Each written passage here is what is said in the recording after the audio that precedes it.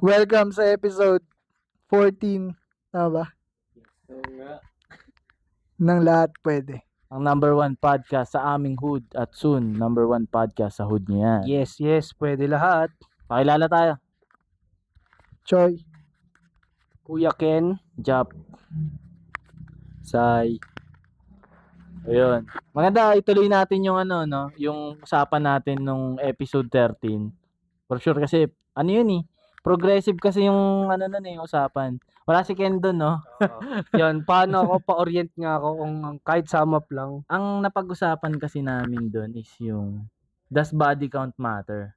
Ayun, may mga collective ideas kami, Okay, preferences. Then napunta kami sa cliffhanger na syempre kami, ang common naman yung preference namin na mas low body count or no body count at all kung meron, yun ang mas preferred namin.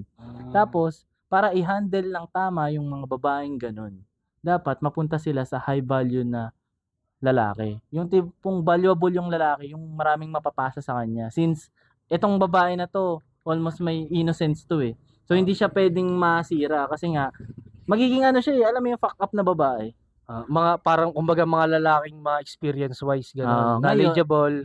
Ngayon, ito yung cliffhanger namin. So, kung yun, kasi isipin nila na, okay, kung yun pala ang dapat sa mga babaeng may innocence, syempre yung mga ganun, mga mas bata yun. Tapos para sila sa mga high value na lalaki, ibig sabihin dapat silang humanap ng mas matanda sa kanila. Ayun yung tanong. Ayun yung topic natin. Ito hot take to kasi maraming nagsabi na hindi yan dapat kasi groomer yan. Dapat ka-age nyo lang or ka-batch nyo. Ano bang take natin doon? Sige. Ano bang take natin sa ganong concept muna? Okay ba sa inyo yun yung ganon? Mas matanda yung lalaki kaysa sa babae? Oo, sa natanong ko na to sa sarili ko nung dati. Para siya pumasok sa isip ko na parang pag nagkaroon na ako ng tumanda na ako, prefer ko yung mas bata na sa akin. Parang, ewan ko, trip ko, nung iniisip ko parang ko lang, mas ayoko na nung syempre matanda na ako, ayoko na ng kaedad ko, ayoko naman mas matanda sa akin. Kasi lang sila nun sa akin, parang hindi na sila worth. Mas nakikita ko yung worth nun kung wala pa ako nun nagiging jowa. Mas ititake ko yung mga mas bata pa sa akin kaysa Kasi nga, kagaya nga nung sinabi ko last episode, 'di ba? Sobrang halaga na ma-handle ng tama yung mga babae para mapunta sila sa tamang landas. Mas maaga na magde-decide sila na may take nilang lalaki. Mas maganda yung papupuntahan nila. Bilang lalaki na nasa edad na medyo nag-matured na dinevelop na yung sarili, ganun. Dito, malawak na yung pag-iisip niya eh. Alam niya na yung mga bullshit lang, alam niya yung mga laro lang, alam niya yung mga wala lang kwentang galaw. Gusto ko na yung mapipili ko na babae agad, papunta na agad siya sa tama. Maiwasan niya na agad na iwan mo na yung mga kalokohan na papagpapansin mo sa internet, yung mga hoe-face shit na ang end up lang naman is madadamage ka lang yung pagkababae mo, yung value mo bababa lang, mas maguguluhan ka lang sa buhay. Dito ka na sa parang gagawin ko na lang na dito ka sa akin Misogynist. ayun na nga, doon na nga nag-end up.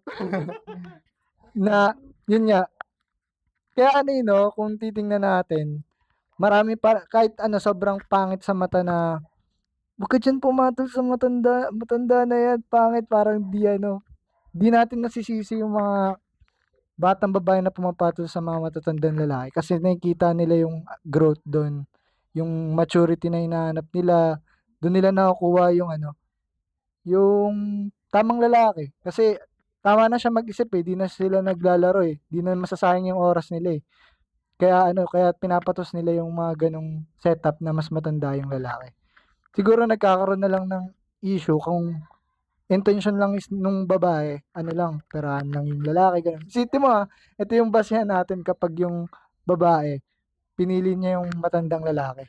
Yung parang Peperahan. So, sa ating mga lalaki, ano din talaga sa atin na pag nasa gantong edad na tayo, dapat matino na tayo. Tapos, solid na rin yung financial stability natin. Para pwede na tayong makapili ng mga babaeng worth it. Parang gano'n. So, sa akin, okay lang yun mga bata. Ako nga, di ko nga maintindihan minsan yung mga ano, no, yung mga nagsabi na, "Wag kayo diyan, groomer 'yan." Yung mga dinadawn yung ganong setup. Tingin ko, yung mga babae lang naman ang nakikita kong nag-iingay ng gano'n, eh. Sa mga lalaki parang hindi, eh, kasi nga nasa nature natin na, tumanda tayo with value dapat. At mas pipiliin natin yung may innocence, low body count na mapagpapasahan natin yung value na yun na nakuha natin throughout the years. Kasi nga ang haba ng time natin bago mag-prime, 'di ba? So at that prime, tsaka tayo pwedeng pumili na mas bata. Kasi isipin mo, maka-partner mo, mas matanda sa'yo. So, anong saysay nung value na nakuha mo?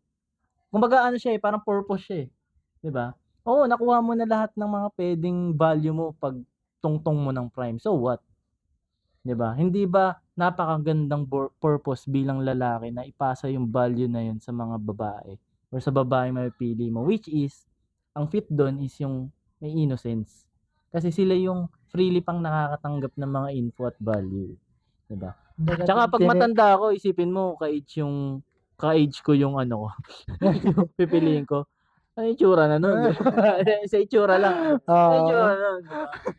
Ah. Hindi ito, may partner ako ngayon, may babae ako ngayon na almost ka-age ko. Sinasabihan ko siya ng ganito na, alam mo ba mga lalaki ganyan, lumilikom yan ng value para pagtungtong ng prime, gawin niyang purpose yung nakuha niyang value para ma-educate yung iba. Or yun nga, mapasa yung value. Tatatagan mo gano'n. Kasi, ganun talaga ang buhay, eh. Lalo na napunta ka sa lalaking, alam mo yun, gustong sumagat sa self-development, na nakikita niya yung reality ng gano'n. So, hindi ko naman sinasabi na, oh, pagtungtong ko ng prime na punong-puno na ako ng value, out ka na. Oo. Kasi halos ka-age kita, eh. Hindi. Keep ka pa rin. Dun nga sila Dun mas matitest. hindi, dun mas aangat yung tingin ko sa kanya. Kasi nandun pa siya, eh. Kasi nandun ako sa stage na nag-i-struggle ako sa sarili ko na ang daming bullshit kong pinagdadaanan. Pero andiyan ka. Kumbaga ano ka, sumugal ka, eh. Diyan ka na, 'di ba? Dadagdagan na lang kita. Kasi sayang naman yung di mo ma-she-share yung swerte mo. Yun, 'di ba? Swerte na yung girl, eh. 'Di ba? Ayun lang, baka isipin kasi nito na, kawawa naman yung babae mo ngayon, 'di ba? Hindi. Di yun kawawa, mas safe nga yun, eh. Mas safe nga yun. Tsaka ako pa, 'di ba? Alam natin yan. Dito kayo sa bubong ko lahat. Sama kayo, safe kayo. Ayun, saan ba tayo? Kung saan napunta? Yun nga, yung saying natin na para yung mga matanda na lalaki, mas prefer nila hindi naman mas prefer, I mean di ba gusto nga natin ng na maingatan natin yung innocence ng mga babae. At the same time, tayong lalaki, alam na natin yung ginagawa natin sa sarili natin. Nare-reach nga natin yun kapag may edad na tayo, tumatanda tayo. Doon natin nakukuha yung value talaga. Tapos yung value naman ng babae, mataas pa yan kapag andun pa yung innocence nila pag medyo bata pa. Ano ba, parang anong tingin natin na ganun yung magiging setup? Ikaw ba, prefer nyo ba bilang sarili nyo na pagtanda nyo, mas bata sa inyo, kaedad nyo, or mas matanda? Ayun talaga, mas bata sa akin. Sa akin, siguro yun, gets ko yung point na yung sa bata. I mean, disclaimer lang, hindi siya sinasabi naming bata na minor de edad 8 years old. Hindi gano'n. Yung sinasabi namin na bata, kasi yung bata sa age namin is yung mga kaka-18 lang yon, bata pa yun para sa amin eh. So, ayun yung sinasabi namin na kaya hindi siya, kumbaga yung point namin, hindi siya masama yung point ng pagiging grooming. Kung yung magiging pipiliin mong maka-relation is 18 pataas na. So, hindi na namin siya masasabi na ay groomer 'to, sobrang bata nung ano niya, hindi naman gano'n. Kasi may mga nag-iba lang siya ng ano, yung dating ng word na groomer kasi yun nga, may mga ibang tao na makita lang na, ay ang laki ng age gap nila, groomer 'yan, mga gano'n. Kasi sa totoo, yung mga magulang natin, ang lalaki rin ng mga age gap nila sa ano, eh. Kasi sa'min si mommy tsaka si daddy hindi rin sila magkaedad, parang 5 years? Parang gano'n yung age gap nila, ayun. So, parang dun papasok nga na hindi nga yun ano, as a groomer kasi siguro nasa legal age na sila by that time nung nagpakasal sila or naging sila, 'di ba? Tas yun, yung masasabi ko naman dun sa ano, um, ano nga ulit yun? Naligaw na ako. Kung ano yung prefer mo. Yun, kung ano yung prefer ko, kung mas bata ba or mas Oo. matanda. Um, di ko siya maano, eh, pero siguro by ano, sa pagdating ng age ko na parang fully developed na ako, financial stability, life stability, okey na ako. Siguro mas pipiliin ko yung hindi ko kaedad, siyempre mas bata sa'kin.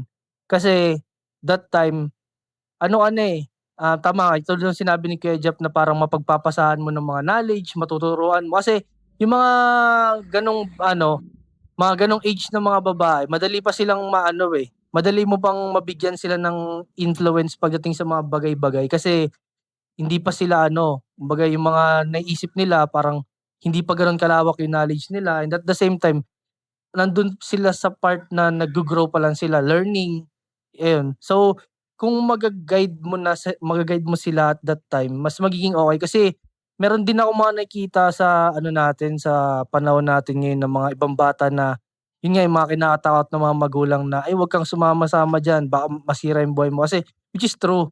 Yung mga babae, mga batang babae na pumapasok sa relationship ta's napupunta sa mga shit na lalaki, nag-e-end up sila na yun nga, napapariwara yung buhay nila, nabubuntis sila ng maaga, yung mga teenage pregnancy, yung mga gano'n.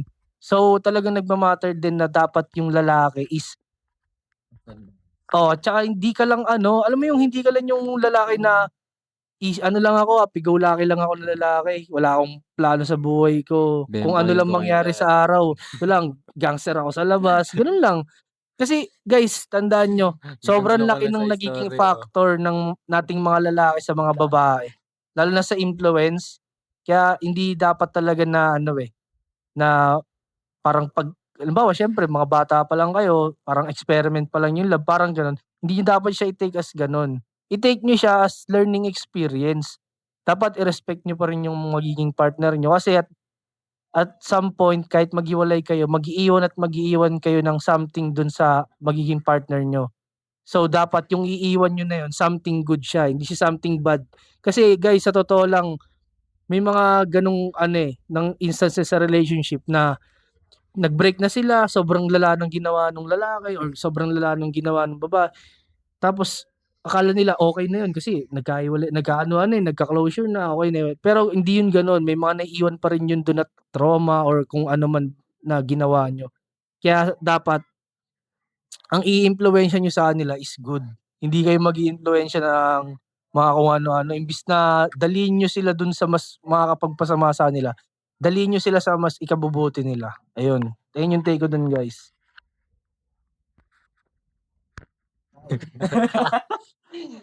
Nai-stun na ako, eh. Ano ba, mas prefer ko siyempre bilang dominante, mas bata sa'kin. Pero hindi naman yung malayo yung age gap namin, ah. Sabihin na natin mga 3 to 2 years, sapat na siguro yun. Tas gusto ko rin yun yung ano, yung parang alam mo 'to, inosente. Yung ikaw magtuturo sa kanya ng lahat ng nalalaman mo sa streets.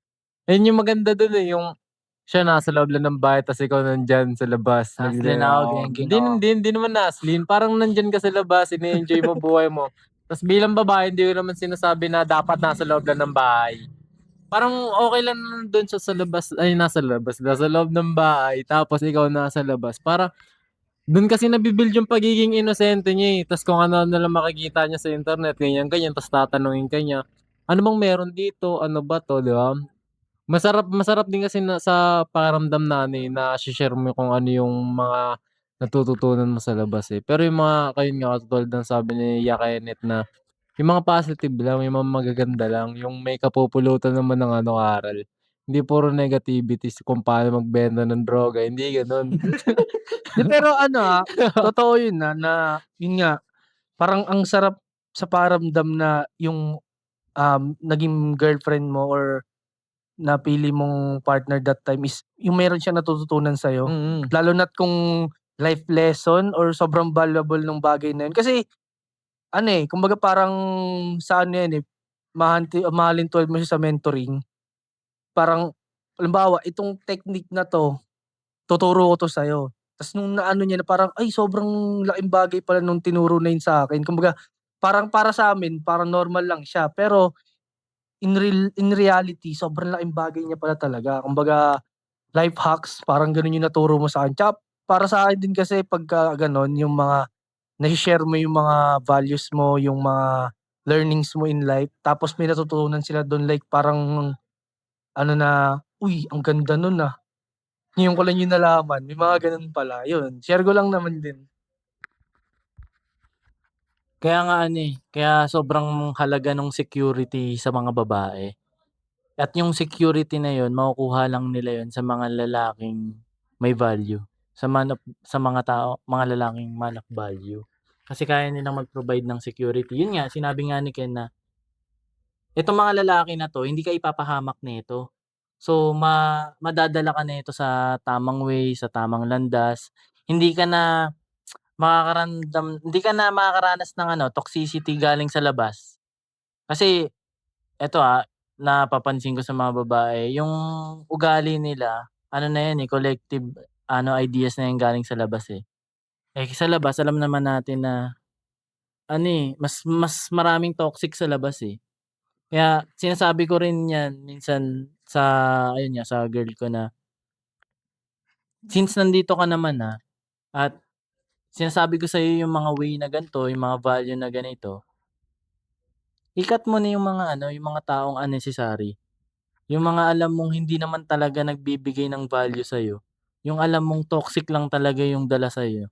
Kasi yung mga babae na yan, parang nano-normalize na sa kanila na yung gano'n, na kunwari may ano sila, group of friends, alam nilang may toxic diyan, pero okey lang sa kanya na nandun din siya, 'di ba? Eh, sa'tin 'di ba 'pag sa homies, 'pag tumatagal umuunti. Oo. Walang tumatagal sa'tin na hindi na natin ka-wavelength 'pag ano na, kapag tumagal, eh. Sa mga una, oo, kasi nga ano ka pa, kumbaga sinasala mo pa, Hindi mo pa 'di nafi-filter ba? sila, Pero itong mga babae na 'to, hanggang dulo 'yan. Sila pa rin yung magkakasama. Kaya nga 'yun, since napunta siya sa'kin, sinasabi ko sa kanya na, "I-cut mo na 'yan. Hindi na 'yan efficient para sa'yo." O kaya minsan may ginagawa kami na, "Sige testingin mo ganito.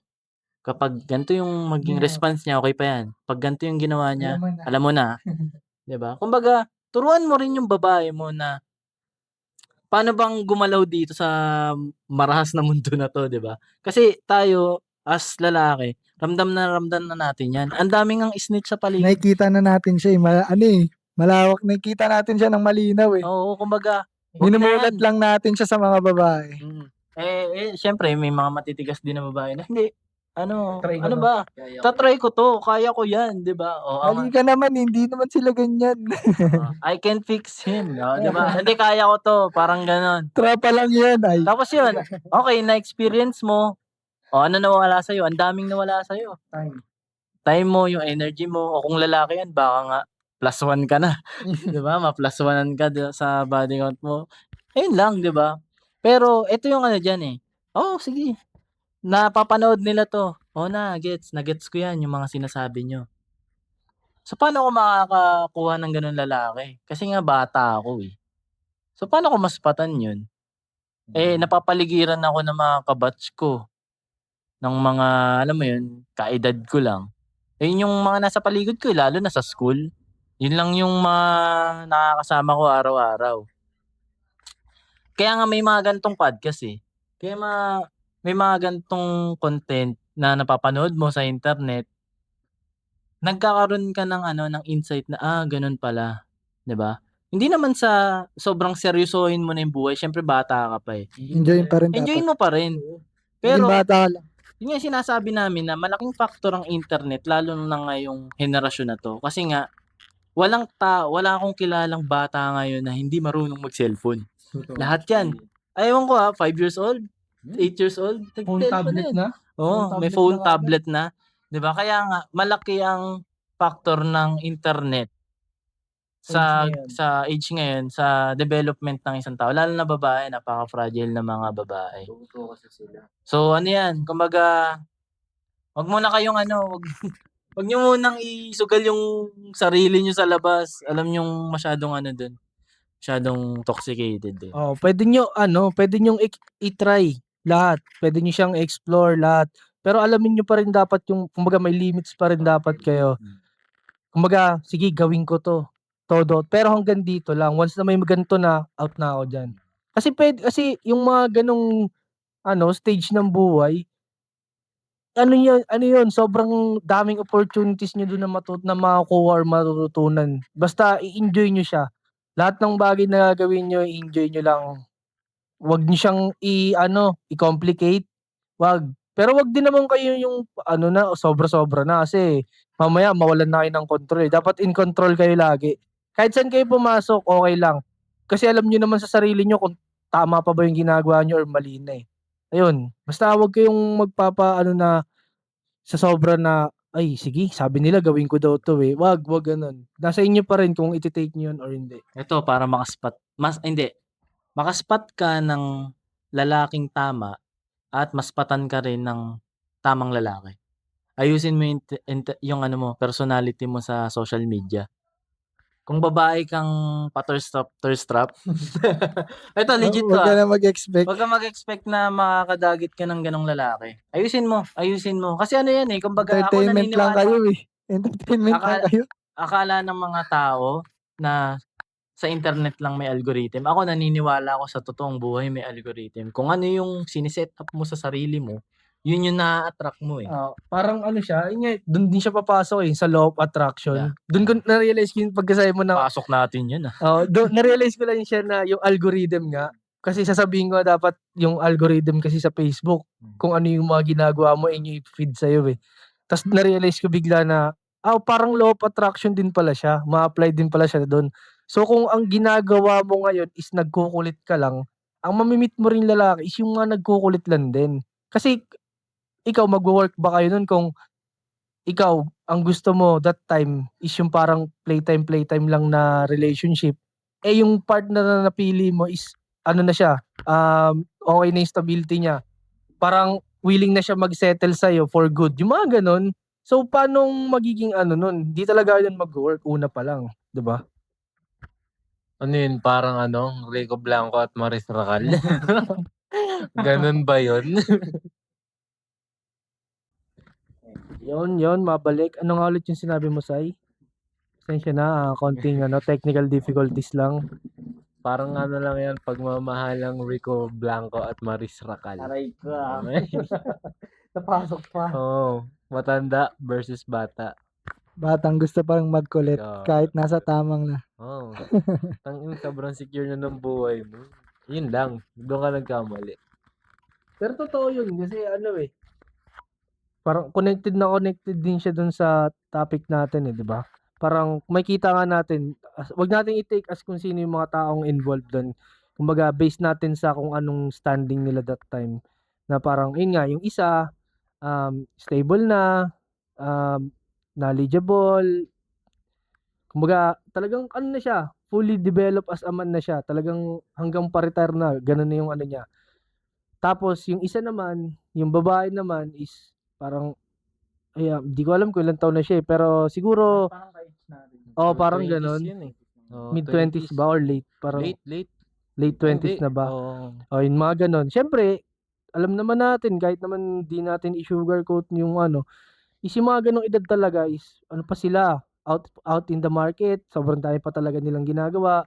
Marami pa silang gustong ma-experience, hindi pa sila tapos sa buhay na Oo, paging yun. alam mo yun, yung parang Oo. buhay dalaga. Pasok yun, pasok. 'Di ba? So, nalalapit din talaga siya dun sa tina-topic nga natin. Kaya dun mo mare-relate. Hindi naman namin sinasabi kung ano yung pinaka nila, reason nila kung bakit nagkaroon sila ng problema or ba't sila naghiwalay. Ang pino-point out namin is kumbaga hindi nagtugma yung wavelength nila kasi yung isa gusto na mag-settle, yung isa hindi pa siya tapos dun sa party, sa mga exploring stage. Oo. So, importante nga, di ba, Tod, nga nung sinabi ko sa unang episode namin, mga una-una pa, na kailangan same kayo ng wavelength, pareho kayo nasa same page. Kasi kung hindi talaga kayo mag-work kasi magkakaroon kayo ng conflict nun sa lahat ng aspects, di ba? Yun lang naman. Pasay, meron pa ba? Doon naman sa pag-attract, ayun, ayusin niyo yung social media niyo, yung profiles niyo, no?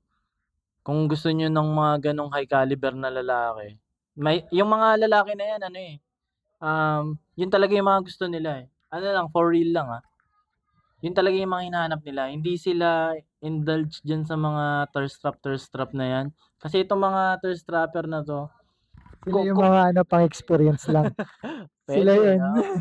Pero ito kung kung nakakakuha ng high value tong mga thirst trapper na to, okay na tong mga to.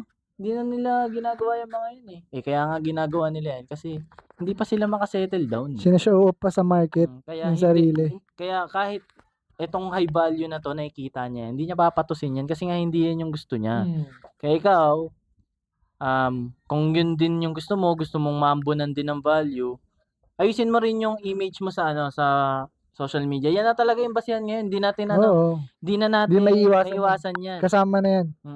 Oo, may mga dating pa rin naman, may mga nagta-traditional dating pa rin. Pero atakin mo na rin yung yung advantage ng social media. Kasi may algorithm na nagwo-work diyan eh.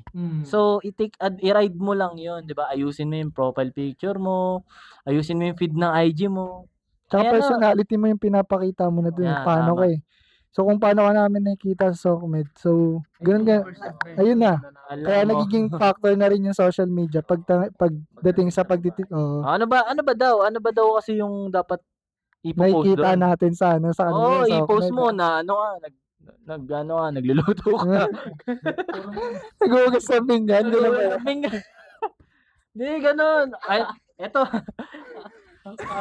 Para kasi nga itong mga Get ready with me.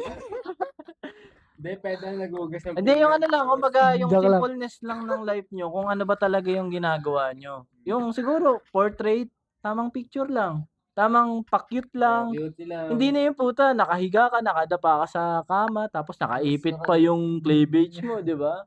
Para saan? Oh, 'di ba? Para saan 'yan, 'di ba? Kumbaga pakita mo na kung ano ka talaga.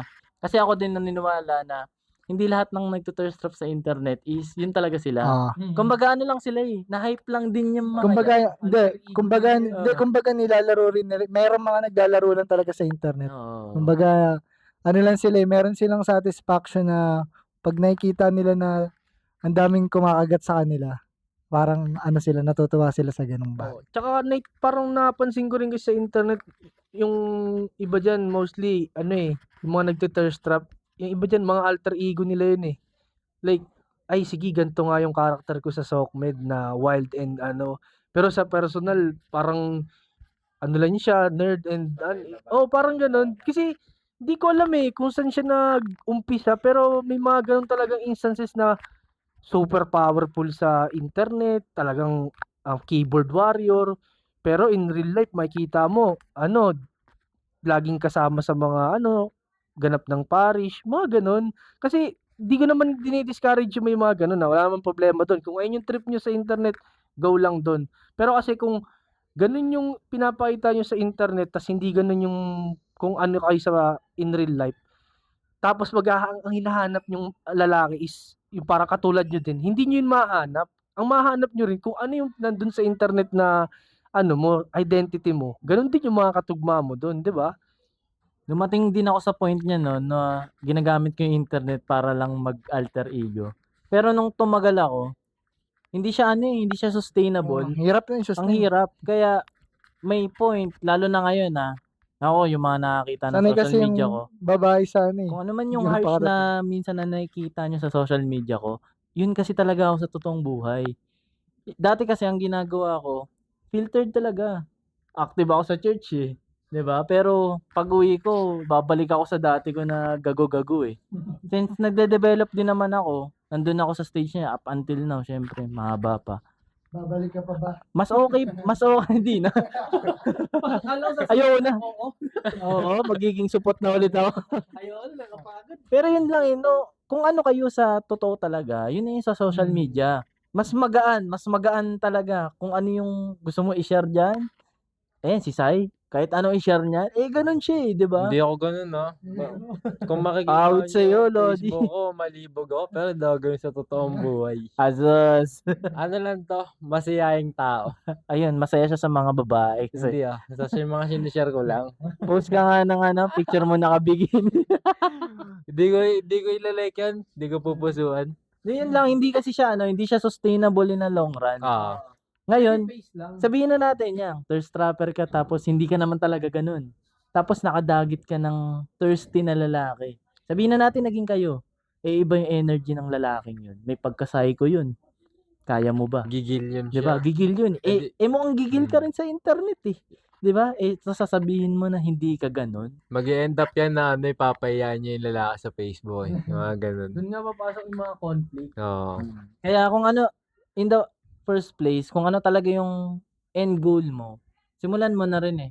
Kung gusto mo ng buhay na maayos na lalaki, simulan mo na talaga ngayon. Wag yung parang dadaan ka pa sa whole face. Hindi, kaya pa to, late game. Hindi na. Parang ano lang pala yun dati, yung parang nauso yung Facebook, yung social climber. Kasi kadalasan yun sa babae. Yung anyaman Akala ko nila, sa mga BPO. yung anyaman nila sa picture pero wala silang bitaw sa totoong buhay. Yung nakikipicture lang ng kukunin yung iniinom sa Starbucks kasi picturean pang Oo, my day. ganun. May mga ganun pa dati. Oo. Ay, yung mga una-unang issue dati sa Facebook na social climber yan. Yung mga Ayun na ganun. yung uso nun.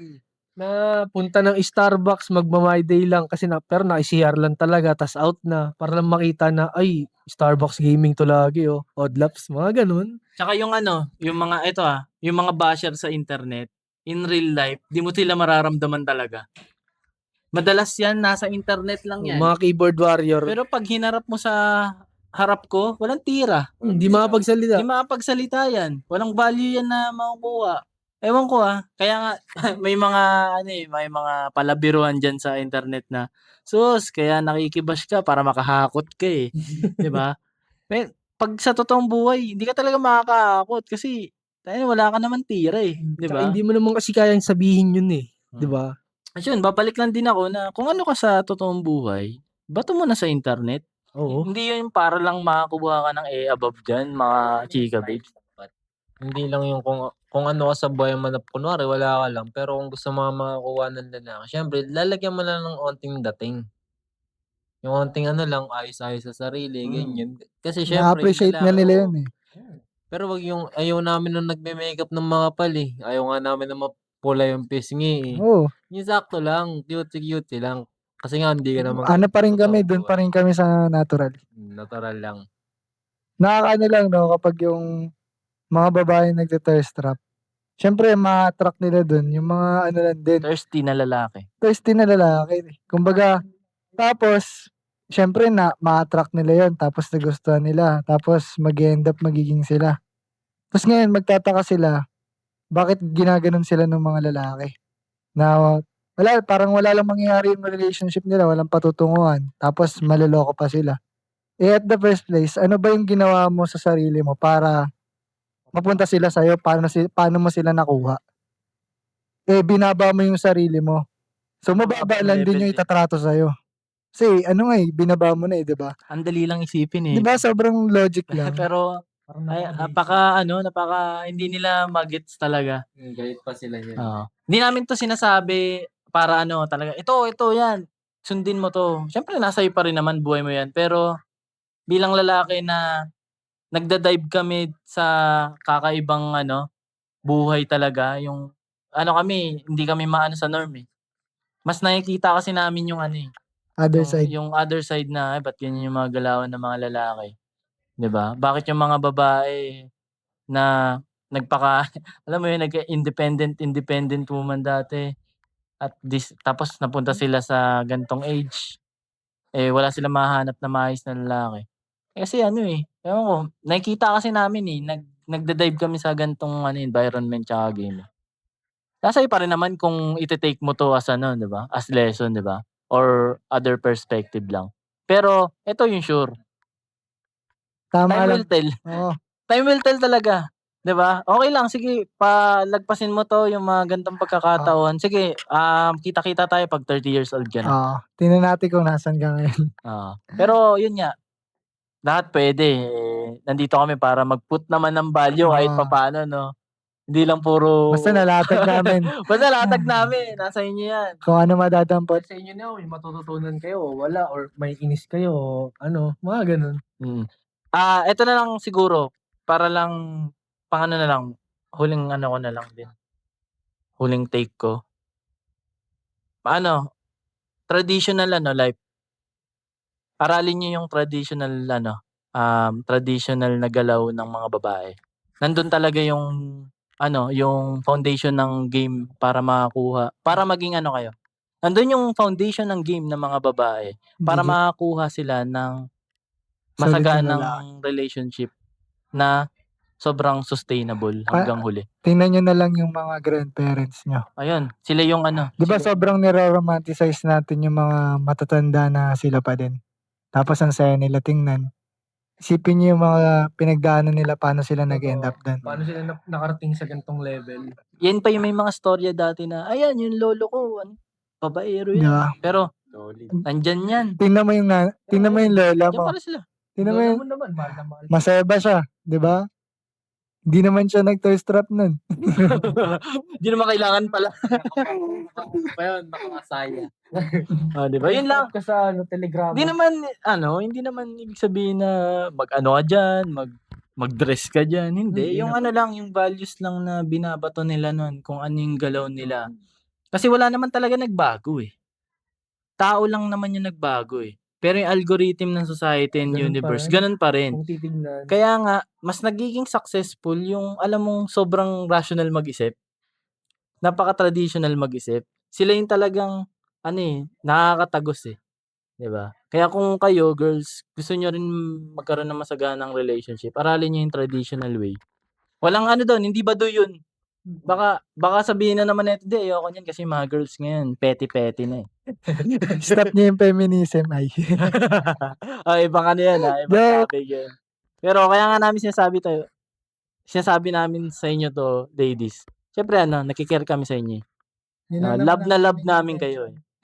Sa akin, last ko lang, yun, be real, binganiwayan, Hmm. ba? Kasi ayun talaga eh, kung meron kang dalawang personalities, ikaw ang mahihirapan. Kasi una-una sa lahat, pipili ka dun eh kung ano yung bubuhayin mong identity mo eh. So dapat isa lang. Kung ano ka in real life, ganun ka rin dapat sa SOCMED. Pero kung iibahin mo na, sa'yo okay lang naman. Pero ang pinaka-key kasi diyan is maging confident ka sa sarili mo. Dun at dun talaga. Kasi kung ayun eh, kaya ka lang naman siguro di ko naman nilalahat. May mga iba siguro na kaya nagkakaroon ng other identity kasi di sila confident sa sarili nila kasi parang sabi ng society, pangit ako. Mga ganon. Kasi sa totoo lang guys, kung ikaw nakikita mo sa sarili mo kung gaano kataas yung value mo, ganun ka rin makikita ng iba. Kung gaano ka confident. Kasi iba eh, makita mo yung isang tao na sabihin natin na meron siyang disability. Pero sobrang confident niya. Hindi mo siya makikita as parang maawa ka sa kanya. Hindi, kasi nakita mo siya na parang, kahit ganito yung ko, hindi ako nagpapadala diyan. Ito pa rin ako, tao pa rin naman ako eh. Meron lang akong problema pero kaya talaga number one is confident ka dapat sa sarili mo kung ano ka. Tas tsaka mo i-build yung sarili mo. Yun lang sa akin. Alright. Parang radyo eh. No? Alright. Thank you for the message. Thank you DJ Ken. Up next. Up next, yung next episode natin, abangan nyo yan. Sana mabuo na kami, sana dumami kami. No? Oo guys. Yung mga tropa Sorry na kasi late ako. busy. Si Ken, ngayong episode, ano ba ngayon? 14 na ba ngayon? Episode 14. Dumaan Ulit lumitaw. na ako nung 13. 11. Dumaan siya ng 13, literal. Dumaan na siya sa camera. Na late. Ano? Bumabawi. Ito na, bumabawi. Pero yun, lahat pwede. Subscribe nyo kami. Weekly kami. Every weekend tayo nagda-drop. Every Sunday. Consistent yan. Every Sunday. Oh. Nagda-drop kami ng mga ha. Hindi lang isa, mga episode. Mga episode. Para sulit yung weekend nyo. Tsaka guys, nag-i-engage din kami sa inyo sa mga gustong-gusto naming mag-engage sa inyo. Kaya wag kayong maya, mag-comment kayo diyan. Pa-shoutout okay lang. Magtanong kayo or anong gusto nyong pag-usapan natin. May ideas kayo, tanong nyo sa amin. Tutulungan namin kayo. Bigyan namin kayo ng knowledge galing sa amin na kung ano meron kami pagdating dun sa bagay na yun. Huwag kayong maya. Supportahan nyo rin yung mga namin, yung mga hassles namin. Sir. High table. Dito nga sa gitna. Ay, ito. Yung durag Ipapamodel natin. lang po. Model lang natin. Kasi nung nakaraan, picture lang yung pinakita. Oo. Ito talaga. Ito na nga. Akot lahat, pati nanay. Ayan. Ito po, sa ilapit mo yung Ayusin mo yung durag. durag mo. Ayan po yung durag natin guys. Available yan. Huwag na, okay na yan. The durag man. Ayan, visit nyo yung Shopee link dun sa description, High Tables, no? Tsaka, GM Prince. JM Prints, nyo yan. Pag may mga printing needs kayo dyan. Para may papel na kayo sa mundo. Oo, yan. Para may papel kayo sa mundo. Ako na yung S nyo. Ako na yung source nyo, di ba? Obsim, the plug. Yun. Kita-kits tayo next episode. Let's go. Peace.